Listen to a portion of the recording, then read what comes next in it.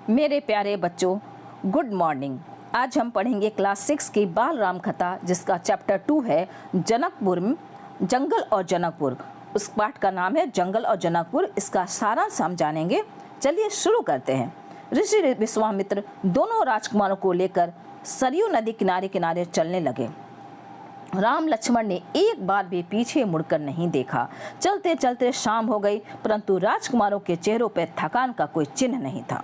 महर्षि ने कहा, मैं तुम दोनों को कुछ विद्याएं सिखाना चाहता हूँ। इन्हें सीखने के बाद तुम पर कोई प्रहार नहीं करेगा, उस समय भी नहीं जब तुम नींद में रहो। विश्वामित्र ने दोनों भाइयों को बला अतिबला की विद्याएं सिखाई। रात वहीं नदी किनारे विश्राम किया।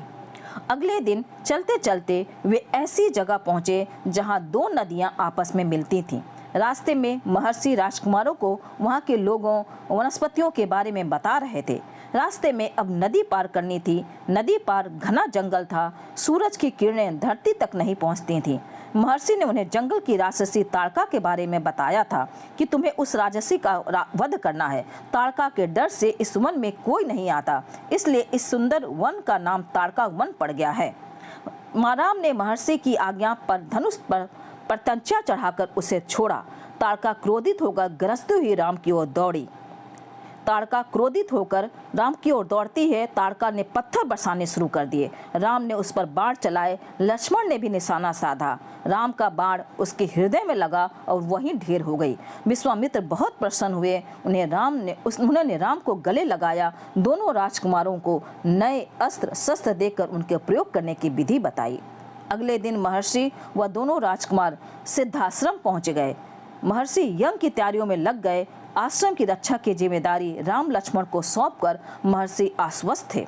राम व लक्ष्मण ने यज्ञ पूरा होने तक न सोने का निर्णय लिया। अनुष्ठान के अंतिम दिन आसमान अचानक भयानक आवाजों से भर गया। सुबाहु और मारीच ने राक्षसों के दल बल के साथ आश्रम पर धावा बोल दिया था। मारीच जो है वह ताड़का का ही पुत्र था। राम ने राक्षसों का हमला होते हुए धनुष उठाया और मारीच को निशाना बनाया। वही मरा तो नहीं, लेकिन वही मूर्छित होकर गिर गया। वह समुद्र के किनारे गिरा। राम का दूसरा बाण सुबाहु को लगा। उसके प्राण निकल गए। से सभी राक्षस भाग गए। महर्षि विश्वामित्र का अनुष्ठान संपन्न हुआ। राम ने महर्षि से पूछा कि अब उन्हें कहाँ जाना है। विश्वामित्र ने कहा, अब हम मिथिला महाराज जनक के यहाँ जाएंगे। उनके पास एक अद्भुत शिव धनुष है, उसे देखने चलेंगे। विश्वामित्र मिथिला पहुँचे। राजा जनक ने उनका स्वागत करते हुए पूछा, ये सुंदर राजकुमार कौन है? विश्वामित्र ने कहा, ये राम व लक्ष्मण महाराज दशरथ के पुत्र हैं। मैं इन्हें अपने साथ आपका अद्भुत धनुष दिखाने यहाँ लाया हूँ। दोनों राजकुमारों व महर्षि के ठहरने की उचित प्रबंध किया गया। राजा जनक ने अनुचरों को आज्ञा दी, शिव धनुष को यज्ञशाला में लाया जाए। शिव धनुष सचमुच बहुत विशाल था।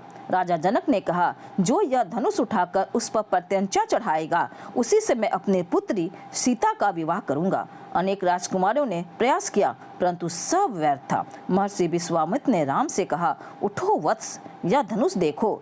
गुरु का संकेत मिलने पर राम ने विशाल धनुष को सहज ही उठा लिया और पूछा, इसकी प्रत्यंचा चढ़ा दूं क्या मुनिवर?